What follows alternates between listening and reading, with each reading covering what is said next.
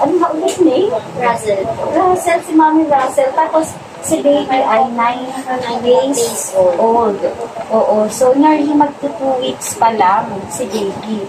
At ang sabi mo, napakaraming nila. Kasi ano yung iniinom mo? Ang ulam ko po, kahit hindi na nga po as na nag-rice eh. Minsan na lang po rice kasi pinagda-diet po ako. Bakit? Nakitaan po ako na nagkaroon ako ng diabetes. Okay. So, medyo, ano ka sa rice? Tawag nito, tipid ng konti sa rice.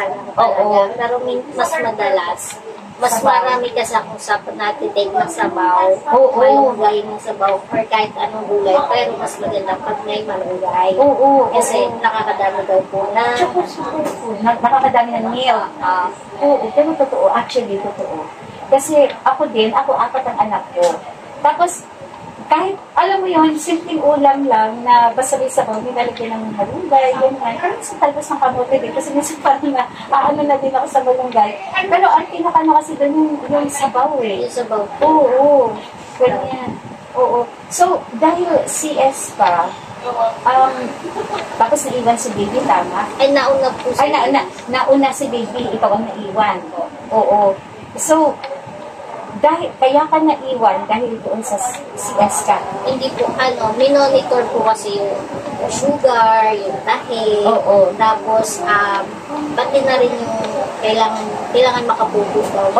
Yes, ganun. Tapos, nag-screening po kasi ulit si baby. Tapos, maganda naman yung result ng ano niya habang ini-screen. Tapos, nauna na po siya uwi. Okay. Pero choice daw po yun ng mami kung gusto mo bang doon mo na si baby. Pero dahil nga, hospital po kasi yes. Infection. Tama. Iwas po rin yun. Kahit na, syempre yung parang naisip ko agad, nung unang gabi po, iyak ako nung iyak doon sa hospital. Kasi nga, syempre parang nung unang gabi, nasanay ako na parang siya sa akin. Tapos may mga kasabay na kung mga mami sa ward na nag-iyakan yung baby. Eh di ako rin ano kaya naka-baby na.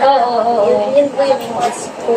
Kasi gano'n siya, lalo na first time. Tapos ano po kasi, di ba pagka nung sinisip niya sa akin, as in parang ako, wala po talaga. Ang ginawa po ng hospital is binigyan kami ng syringe. Tapos, itinutok dun sa pinakaan ng yung utungan ko. Tapos hihilahin yung para may lumabas. Yung parang